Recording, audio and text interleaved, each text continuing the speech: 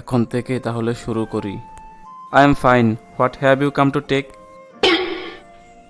আরে ভাই, এসব আপনি কি বলছেন? বাংলাতে কথা বলেন। Why can't speak English? ও আচ্ছা, তাহলে এইভাবে আমার সাথে মজা নেওয়া হইতেছে, ঠিক আছে। কুল আকল্লা কলিলান। কি বলছেন হুজুর, এটার মানে কি বুঝলাম না তো।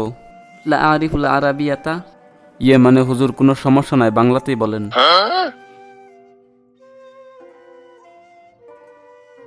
কি ব্যাপার, ওটা আমাদের হুজুর আইতেছে না? হ্যাঁ তাই তো, আজকে হুজুরকে পেছে ফালি আটকাই দেবো। হুজুর আজকে আপনি ধরা পড়ছেন, আপনি খালি এখানে আসেন।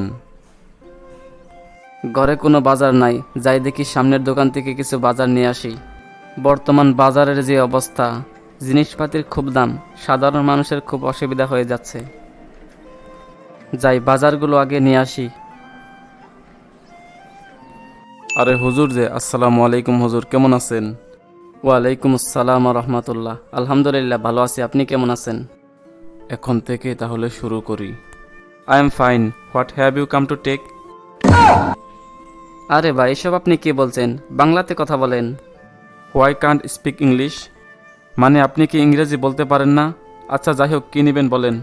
আমাকে 1 লিটার সয়াবিন তেল দেন, ওটার দাম কত? Its price is 230 rupees.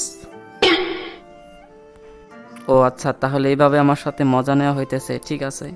কুল আকল্লা কলিলান। কি বলছেন হুজুর, এটার মানে কি বুঝলাম না তো। লা আরিফুল আরাবিয়াতা। ইয়ে মানে হুজুর কোনো সমস্যা নাই, বাংলাতেই বলেন। কেন, আপনার ইংলিশ বলা হয়েছে? ইয়ে মানে হুজুর ভাবছিলাম আপনাকে একটু আটকাবো, তা দেখি এখন আমি নিজে আটকে গেলাম। হুজুরদের সাথে লাগতে আসবেন না, নয়তো আরো অবস্থা খারাপ হবে।